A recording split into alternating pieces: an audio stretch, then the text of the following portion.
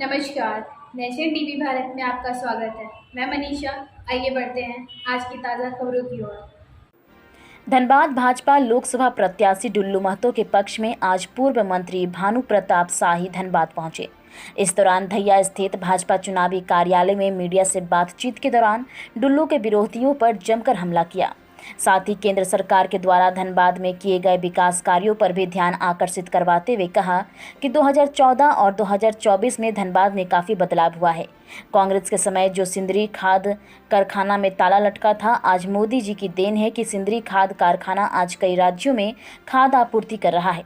अगले 5 वर्षीय काल में धनबाद में एयरपोर्ट से लेकर बुलेट ट्रेन तक का लाभ धनबाद की जनता को मिलेगा। वहीं बैरमो विधायक की रोजाना 1 करोड़ कमाई पर भी सवाल खड़ा करते हुए कहा कि अनूप भी काली कमाई से अछूत नहीं है।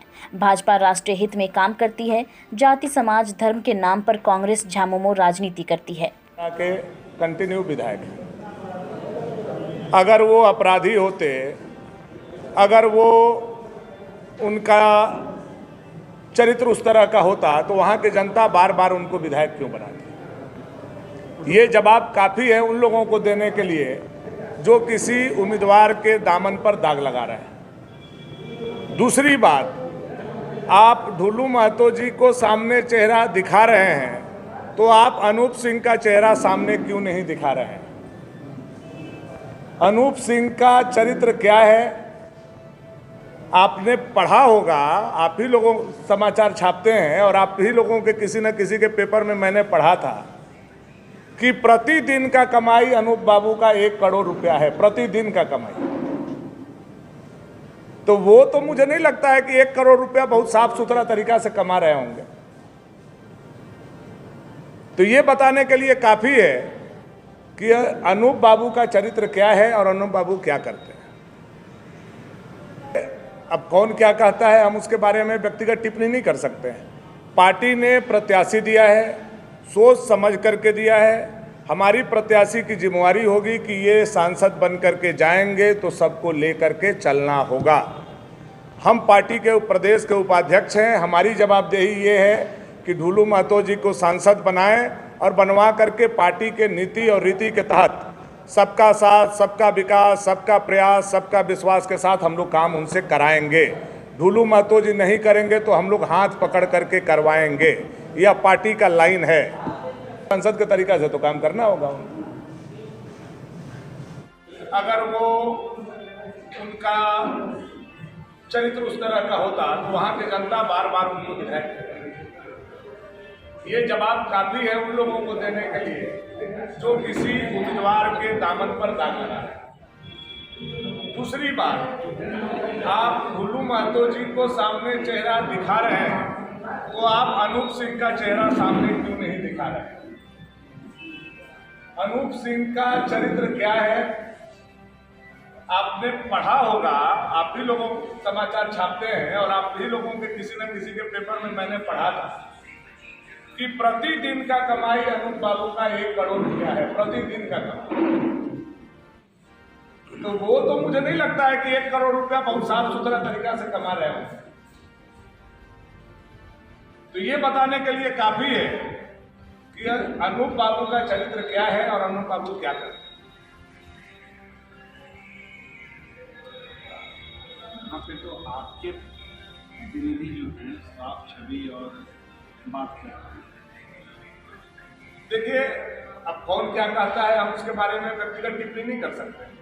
पार्टी ने प्रत्याशी दिया है, सोच समझ करके दिया है। हमारी प्रत्याशी की जिम्मेवारी होगी कि ये सांसद बन जाएंगे तो सबको लेकर के चलना होगा। हम पार्टी के प्रदेश के उपाध्यक्ष हैं, हमारी जवाबदेही है कि महतो जी को सांसद बनाएं और बनवा करके पार्टी के नीति और रीति के तहत सबका साथ, सबका विकास, सबका प्रयास, सबका विश्वास के साथ हम लोग काम उनसे कराएंगे। डुल्लू महतो जी नहीं करेंगे तो हम लोग हाथ पकड़ करके करवाएंगे। यह पार्टी का लाइन है। और क्यों नहीं करेंगे? करना होगा। सांसद बनेंगे तो सांसद के तरीका से तो काम करना होगा।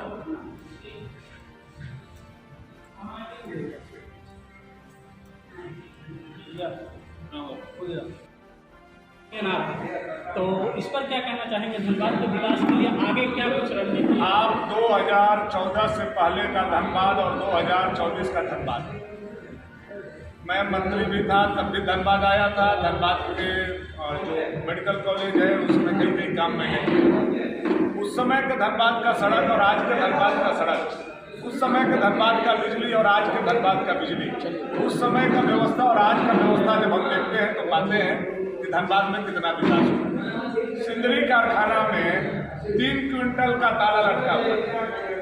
सिंदरी खाद कारखाना में यही कांग्रेस का देन था कि 3 क्विंटल का ताला लटका हुआ था।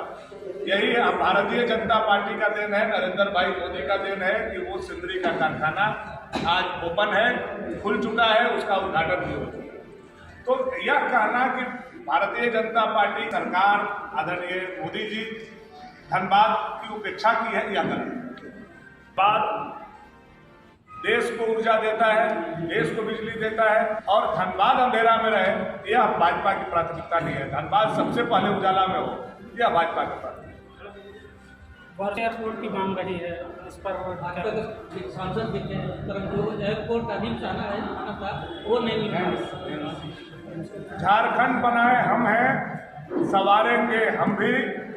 और बड़ी लड़ाई के बाद झारखंड अलग बनाया भी भारतीय जनता पार्टी। एक मांगों को भारतीय जनता पार्टी पूरी करी। जो ये मांग है एयरपोर्ट का, ये काफी पुराना मांग है और पार्टी के संज्ञान में हम लोग विश्वास दिलाते हैं कि इस पंचवर्षीय योजना के बाद अगले बार जब प्रेस वार्ता में हम लोग आएंगे अपने प्रत्याशी के वोट मांगने के लिए, तो हम लोग कोशिश करेंगे कि हम लोग भी चौपर से या हम लोग भी आए और यहाँ लाइन में।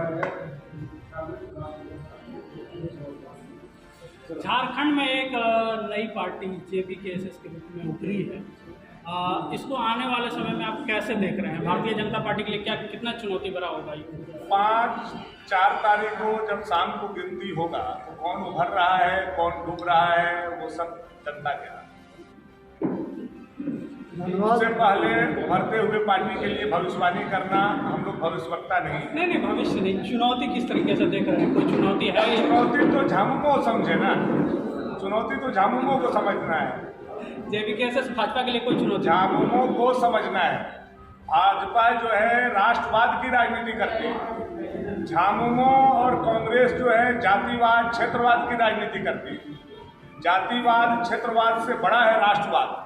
हम राष्ट्रवाद की बात करते हैं, पूरे राष्ट्र की बात करते हैं, 140 करोड़ लोगों की बात करते हैं। और यही अंतर है सोच में झामुमो, कांग्रेस, RJD और भाजपा की, कि हम पूरे राष्ट्र को अपना परिवार मानते हैं। ये देखते हैं कि हमारा फायदा अगर भाई से भाई को लड़ाने में होता है तो वो उसमें भी कसर नहीं छोड़ते। जात को जात से लड़ाना अगर कोई सीखे तो कांग्रेस से और झामुमो से सीखे, और उसका भुक्तभोगी आज पूरा झारखंड हो रहा है। पिछला 4.5 साल से आप लोग देख रहे हैं। धनबाद में रेल सबसे नंबर 1 आमदनी दे रही है इंडिया में, और आज तक कई सालों से मांग है सीधा ट्रेन का, तो कोई नया ट्रेन नहीं मिला आज तक। धनबाद में प्रदूषण की समस्या भी वही है जो दिल्ली का। धनबाद से सीधा ट्रेन आज तक एक भी नहीं मिला। 10 साल आपकी सरकार रहा करने में, जब धनबाद पहले सेकंड था, आज नंबर 1 है। एयरपोर्ट आप लोगों का वंदे भारत कलकत्ता से जोड़ने के लिए, दिल्ली से जोड़ने के लिए, या फिर हम लोगों का जो राजधानी एक्सप्रेस है उसको अपग्रेड करने के लिए, तमाम चीज़ों पे काम चल रहा है। आप देख रहे हैं कि मेन स्ट्रीम में आप हैं, तो आप ऐसा नहीं कह सकते हैं। अब आपको हम लोग फ्लाइट से भी उतारेंगे, आपको ट्रेन के स्पीड, अगर मान लीजिए भविष्य में जो तैयारी चल रही है कि 2026 तक बुलेट ट्रेन हमको लाना है, उस पर कितना काम बढ़ गया है। मैं आपको बताऊं कि कलकत्ता से लेकर के दिल्ली जो बुलेट ट्रेन का रूट बन रहा है, जिसके लिए लैंड एक्वायर के दिशा में हम आगे बढ़ रहे हैं, तो धनबाद हमारा छूटा रहेगा क्या? आने वाला समय में धनबाद में बुलेट ट्रेन चलेगा और 2029 से पहले चलेगा। रुकेगा भी? रुकेगा, पर ऊपर थोड़ी ही बात है। नहीं, बड़ी बात है। प्रदूषण, धनबाद में प्रदूषण